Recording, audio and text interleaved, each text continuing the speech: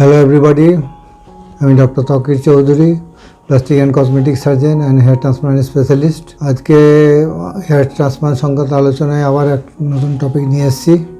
আজকে আলোচনার বিষয়ের মধ্যে যেটা রাখছি সেটা হচ্ছে যে complications after hair transplant surgery, মানে হেয়ার ট্রান্সপ্লান্ট সার্জারির পরে কী কী কমপ্লিকেশান হতে পারে। সাধারণত সমস্ত কিছু হেয়ার ট্রান্সপ্লান্টের প্রোটোকল মেনে সার্জারি করলে কোনো কিছু কমপ্লিকেশান হওয়ার কথা না, তা সত্ত্বেও কিছু কিছু কমপ্লিকেশান হতে পারে এবং সেগুলোকে প্রতিকার করার জন্য কী কী করতে হবে সেগুলো আমরাও বলে দিই। প্রথম কথা হচ্ছে যে ইমিডিয়েটলি আফটার ট্রান্সপ্লান্ট যেটা হতে পারে সেটা হচ্ছে ব্লিডিং যে কোনো কারণে হতে পারে, যে জায়গাগুলো গ্রাফট ঠিক মতো বসানো হয়নি সেই জায়গা থেকেও হতে পারে, বা কোনো জায়গাতে স্লিটিং ছেড়ে দিলে সেই জায়গা থেকেও হতে পারে, বা অপারেশনের পরে কোনো ব্লাড প্রেশার হঠাৎ করে কোনো কিছু বেড়ে গেল তার থেকেও ব্লিডিং হতে পারে। সুতরাং অপারেশনের পরে পেশেন্টকে অবজার্ভ করতে হবে কোনো কিছু অসুবিধা আছে কি না সমস্ত দেখে তারপরে পেশেন্টকে ছাড়তে হবে। সুতরাং এই ব্লিডিং সাধারণত কম হয় কিন্তু হতে পারে, সেটা আপনাদেরকে মাথায় রাখতে হবে। দ্বিতীয় কথা হচ্ছে যে পেন, অপারেশনের পরে অল্প স্বল্প পেন হওয়া খুব স্বাভাবিক।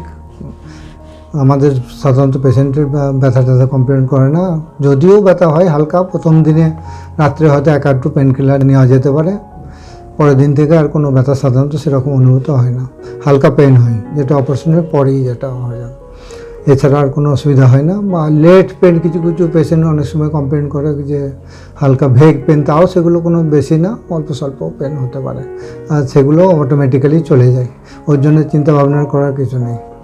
দ্বিতীয় কথা হচ্ছে যে অপারেশনের পরে যেহেতু ওই জায়গাটাতে অনেক কিছু খোঁচাখুচি করা হয়, গ্রাফ বসানো পিছনে বলুন বা সামনে যেখান থেকে তোলা হলো বা বসানো হলো সেই জায়গাটা একটু ফোলা থাকতে পারে কয়েকদিন, এটা নর্মাল ফেনোমেনন যেটাকে সোয়েলিং আমরা বলি। সেই ফোলাটা ধীরে ধীরে ওটা নিজে থেকে চলে যায়, ওর জন্য বিশেষ কিছু করার দরকার হয় না।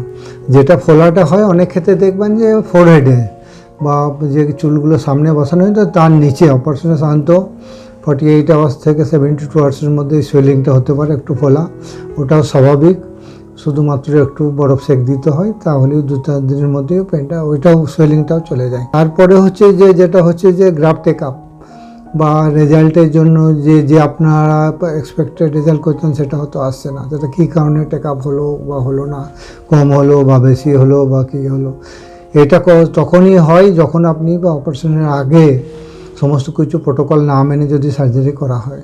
সমস্ত প্রোটোকল মেনে যদি সার্জারি করা হয়, তার সমস্ত ব্লাড প্যারামিটার যদি নর্মাল থাকে, পেশেন্ট যদি স্টেবল থাকে, তার অন্য কোনো আনুষঙ্গিক কোনো কিছু নেই বা কিছু থাকলে সেগুলোকে কন্ট্রোল করে যদি করা হয়, তাহলে সাধারণত গ্রাফট টেক আপে কোনো প্রবলেম হয় না বা রেজাল্টের কোনো প্রবলেম হয় না, রেজাল্ট স্বাভাবিকই আসে।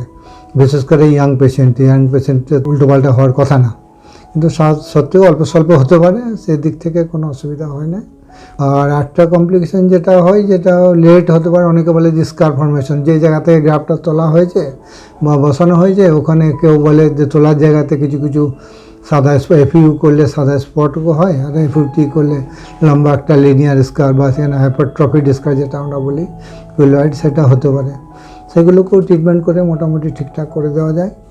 আর যত প্রোব সঠিক ব্যবহার করা হবে পাঁচ করার জন্য, তত স্কারের চান্স খুব কম হয়। সুতরাং একটা অভিজ্ঞ টিম আপনাকে বলেই দেবে যে হ্যাঁ আমরা এইভাবে করি, তাতে কমপ্লিকেশন হওয়ার চান্স খুবই কম। এই হচ্ছে স্কার ফর্মেশন, কিন্তু এই সমস্তগুলো অল্প স্বল্প হলেও এগুলোকে কন্ট্রোল করা যায় ইজিলি। সুতরাং আর হেয়ার ট্রান্সপ্লান্টের বিশেষ কিছু আর অসুবিধা হয় না, মোটামুটি রেগুলার ফলো আপে থাকতে হয়, তাহলেই হয়। ইচিংটা হতে পারে যখন গ্রাফট হিলিং হয় তখন একটু ইচিং হয়, আর গ্রাফটগুলো যখন বেরোয় তখন অল্প স্বল্প হিলিংয়ের জন্য ইচিং হতে পারে, এগুলো নর্মাল ফেনোমেনা, এগুলো কিন্তু বিশেষ করে কোনো ফ্যাক্টর না। ইচিং হলে তার অল্প স্বল্প কিছু মেডিসিন দেওয়া হয় বা কারো কিছু প্রতিকার রেগুলার শ্যাম্পু করা বা মেডিসিন কিছু দেওয়া, তাতে টিচিংগুলো ঠিক হয়ে যায়। এই মোটামুটি হলো হেয়ার ট্রান্সপ্লান্ট সংক্রান্ত পোস্ট অপারেটিভলি কমপ্লিকেশন বা অসুবিধা কী হতে পারে, তবে বিশেষ কোনো অসুবিধা হয় না।